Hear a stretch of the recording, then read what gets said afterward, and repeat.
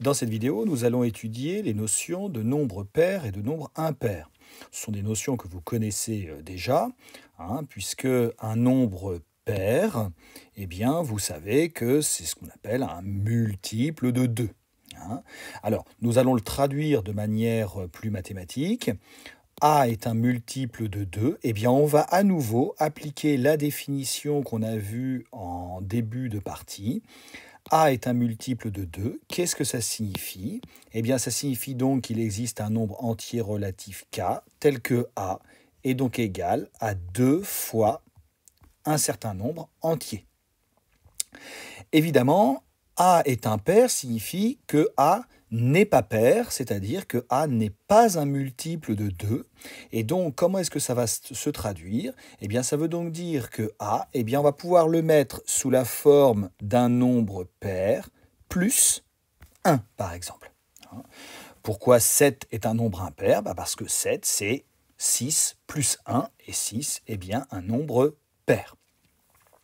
Alors, deux petits exemples qui illustrent cela, et nous allons les illustrer. Évidemment, vous connaissez les règles de divisibilité, et donc pour savoir reconnaître directement si un nombre est pair ou impair, mais nous allons là justifier justement avec la définition que l'on vient de voir, définition qui est à bien connaître. C'est-à-dire qu'il faut savoir directement la réciter. Alors, est-ce que 2026 est un nombre pair? Oui, 2026 est bien un nombre pair. Pourquoi? Eh bien parce que 2026, on peut l'écrire 2 fois un certain nombre entier, et ce nombre entier, eh bien c'est 1013. Donc, 2026 est bien un nombre pair.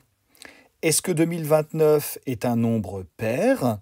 Eh bien, 2029, peut-on l'écrire sous la forme 2 fois un nombre entier?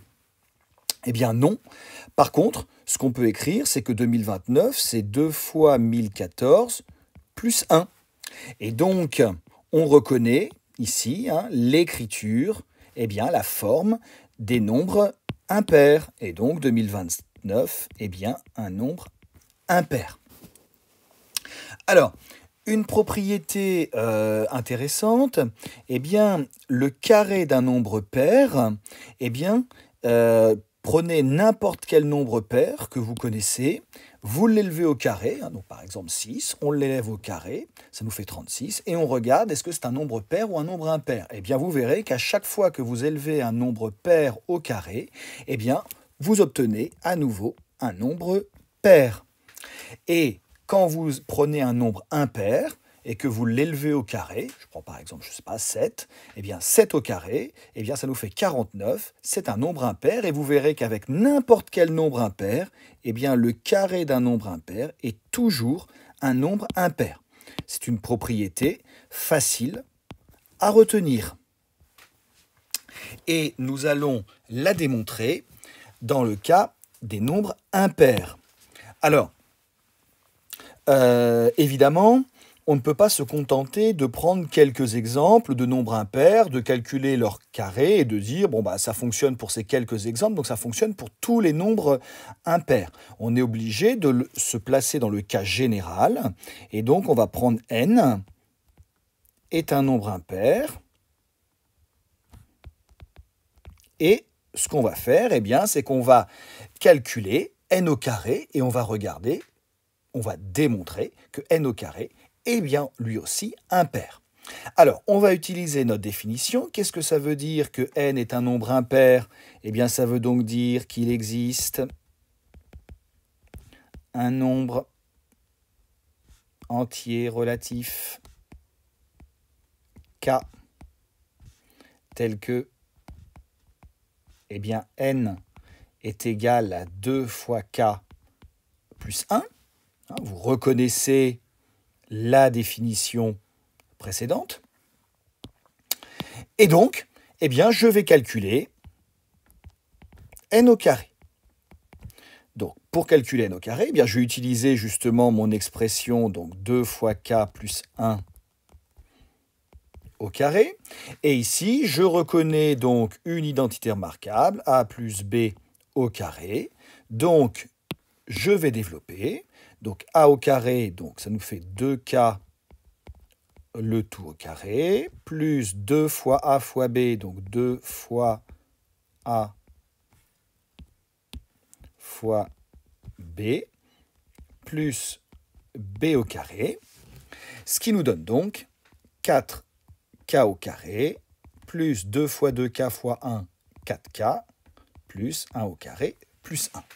Et donc, maintenant, nous allons regarder, est-ce que n au carré, c'est un nombre impair, c'est-à-dire, est-ce que je peux l'écrire sous la forme 2 fois un certain nombre entier,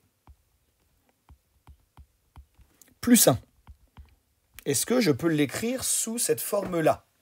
Eh bien, nous avons déjà, si on regarde bien, le plus 1, nous l'avons déjà.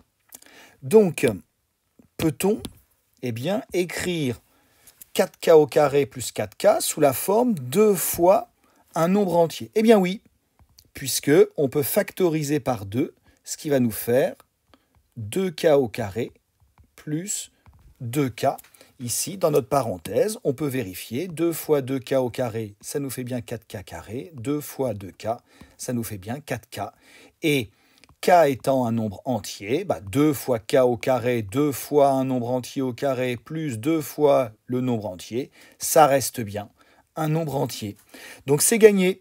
Nous avons donc n carré qui est mis sous la forme d'un nombre impair. Eh bien, nous pouvons donc conclure, donc n carré est impair, et nous avons donc démontré que si on prend un nombre impair, n'importe lequel, eh bien son carré est forcément un nombre impair. Pour information, la démonstration de l'autre propriété est absolument similaire.